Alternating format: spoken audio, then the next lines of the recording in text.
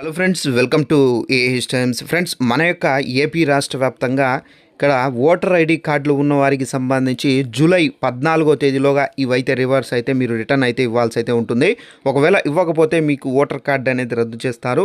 ఇక్కడ మీరు చూసుకున్నట్లయితే మనకు ఇంటింటికి అప్లికేషన్స్ అనేవి బిఎల్ఓ బూత్ లెవెల్ ఆఫీసర్స్ అయితే మనకు పంపిణీ అయితే చేశారు. అయితే ఈ అప్లికేషన్స్ అనేది మీరు ఫిల్ చేయాల్సి అయితే ఉంటుంది. ఫిల్ చేసేసి సో వారు ఎవరైతే బిఎల్ఓ ఆఫీసర్స్ మీకు ఇచ్చారో వారికి రిటర్న్ చేయాల్సి అయితే ఉంటుంది.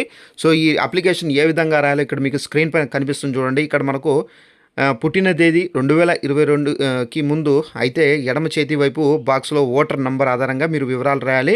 ఇక కుడి చేతి వైపు చూసుకున్నట్లయితే బాక్స్లో బంధువులతో కనుక మ్యాప్ చేసి ఉంటే వివరాలు రాయాలి. ఇక నెక్స్ట్ వచ్చేసి కింద చూసుకున్నట్లయితే గ్రీన్ కలర్గా మీకు ఇక్కడ ఒక మనకు హైలైట్ చేసి కనిపిస్తుంది కదా. సో ఇక్కడ ఓటర్ యొక్క ప్రస్తుత వివరాలు అనేది రాయాల్సి ఉంటుంది. సో ఇది రాసి మీరు మీ యొక్క ఎవరైతే బిఎల్ఓ ఆఫీసర్స్ మీ ఇంటికి వచ్చి ఇచ్చారో వారి దగ్గర అయితే మీరు సబ్మిట్ చేయాల్సి అయితే ఉంటుందండి. సబ్మిట్ చేస్తే మీకు మీ యొక్క డేటా అనేది వాళ్ళు గవర్నమెంట్ అంటే ఎలక్షన్ కమిషన్కి అయితే సబ్మిట్ చేస్తారు.